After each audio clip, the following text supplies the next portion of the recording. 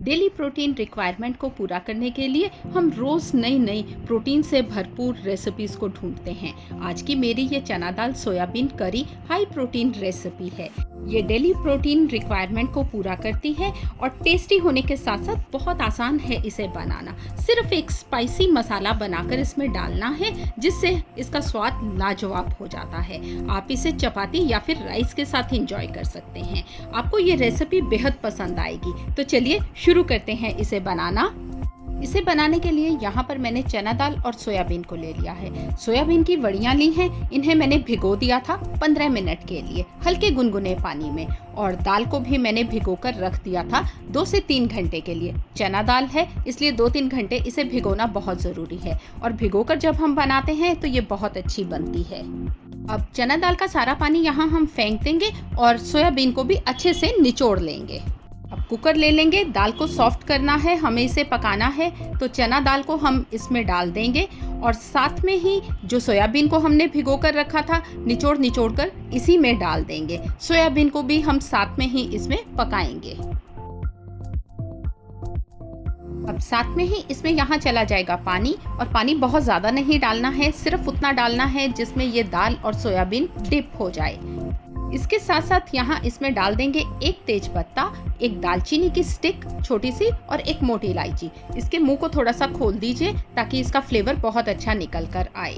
और साथ में ही इसमें चली जाएगी बहुत थोड़ी सी हल्दी हम थोड़ी डाल देंगे और इसके साथ ही डालेंगे इसमें नमक। अब इसका ढक्कन लगाएंगे और इसे कुक होने के लिए रख देंगे। यहाँ हमें इसकी सिर्फ 2 विसल लगवानी है, इससे ज़्यादा नहीं लगवानी है।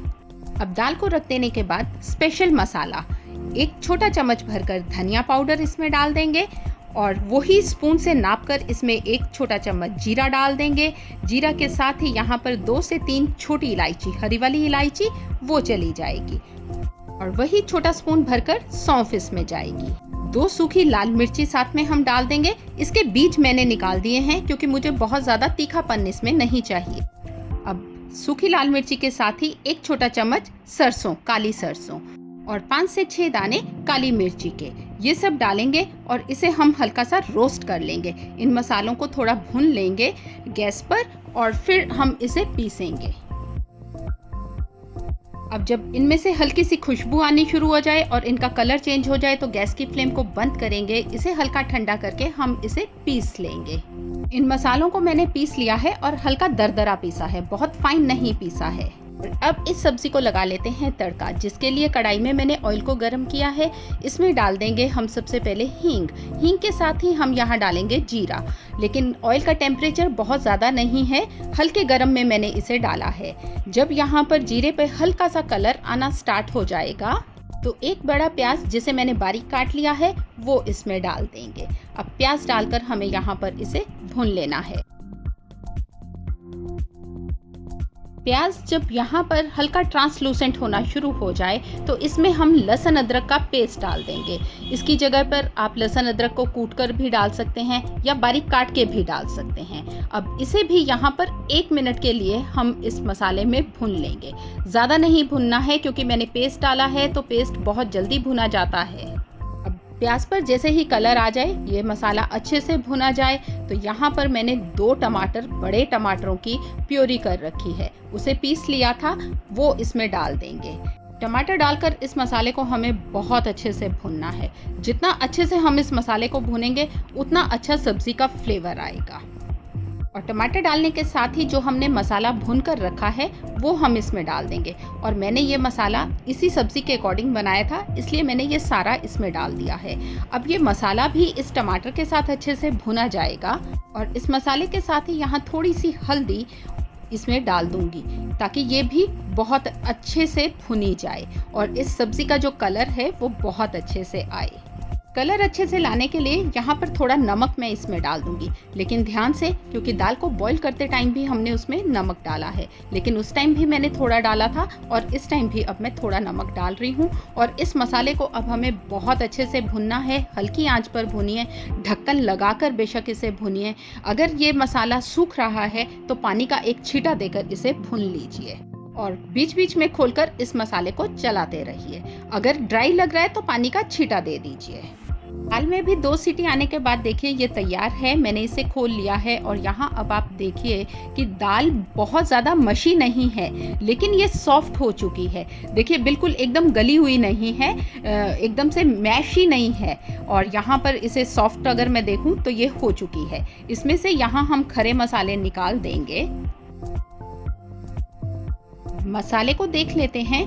देखिए ये बहुत अच्छे से कुक हो गया है, इसने अपना सारा फैट रिलीज़ करना स्टार्ट हो गया है और इसके रंगत को देखकर पता चल रहा है कि ये अच्छे से भुन गया है। अब ये जो दाल और सोयाबीन को हमने बॉईल करके रखा था, ये हम सारी इसके अंदर डाल देंगे। अब इस दाल, सोयाबीन को और इस मसाले को अच्छे से मिलाइए। अब दाल को बॉईल करते टाइम ना हमने यहाँ पर इसमें पानी कम डाला था, क्योंकि हमें सिर्फ 2 विसल देनी थी और यहाँ पर अभी ये दाल 6 से 7 मिनट के लिए इस मसाले में अच्छे से बॉईल होगी। तो यहाँ इसकी कंसिस्टेंसी को सेट कर लीजिए। अगर आपको राइस के साथ खानी है तो उसके अकॉर्डिंग इसमें पानी डाल लीजिए, या अगर आपको चपाती के साथ खानी है फिर भी अभी पानी कम है तो इसमें थोड़े पानी को ऐड कर दीजिए और इसकी कंसिस्टेंसी को सेट कर लीजिए और इसे ढककर अब पकने दीजिए 6 से 7 मिनट के लिए। बीच बीच में खोलकर चलाते रहिए। अब 6 से 7 मिनट बाद हल्की आंच पर इसे पकते हुए हो गए हैं और अब यहाँ आप इस दाल को और सब्ज़ी को देखिए कितनी अच्छी ये बनी है, मतलब कितनी गाढ़ी इसमें दाल भी नज़र आ रही है, सोयाबीन भी नज़र आ रही है और जो मसाले का फ्लेवर आ रहा है मैं आपको बता नहीं सकती। अब इस वक्त पर इसमें हम यहाँ डाल देंगे कसूरी मेथी। ये लीजिए, हाथ से मसलिए और इसे डाल दीजिए। ये बहुत अच्छा टेस्ट देती है, इसे ज़रूर डालिए। और साथ में ही यहाँ पर आपके पास दूध के ऊपर जो मलाई आ जाती है वो हो या फ्रेश क्रीम हो तो 2 से 3 चम्मच वो डाल दीजिए, जिससे ये सब्ज़ी जो है क्रीमी स्ट्रक्चर इसका हो जाएगा। बहुत थोड़ी सी हम डाल रहे हैं, इसे डालिए। ये डालकर इसका स्ट्रक्चर बहुत अच्छा हो जाता है, ये क्रीमी सी हो जाएगी। इन सब को मिलाइए और फिर से इसे ढककर अब हम 1 मिनट के लिए और पका लेंगे। 1 मिनट और पका लेने के बाद ये इसका फाइनल लुक है। इसमें डालिए हरा धनिया, इस सब्ज़ी को मिलाइए और इस सब्ज़ी को कीजिए एंजॉय। बस इतनी सी मेहनत में तैयार हो गई हमारी प्रोटीन रिच सोयाबीन चना दाल करी। थी ना बहुत सिंपल सी रेसिपी, सेहत भी, स्वाद भी और प्रोटीन भी एक ही रेसिपी में। रेसिपी पसंद आई तो वीडियो को लाइक और अपने फ्रेंड्स के साथ शेयर ज़रूर कीजिए और मेरे चैनल को सब्सक्राइब करना ना भूलें। मिलते हैं एक और टेस्टी रेसिपी के साथ, तब तक बनाते रहिए, खिलाते रहिए।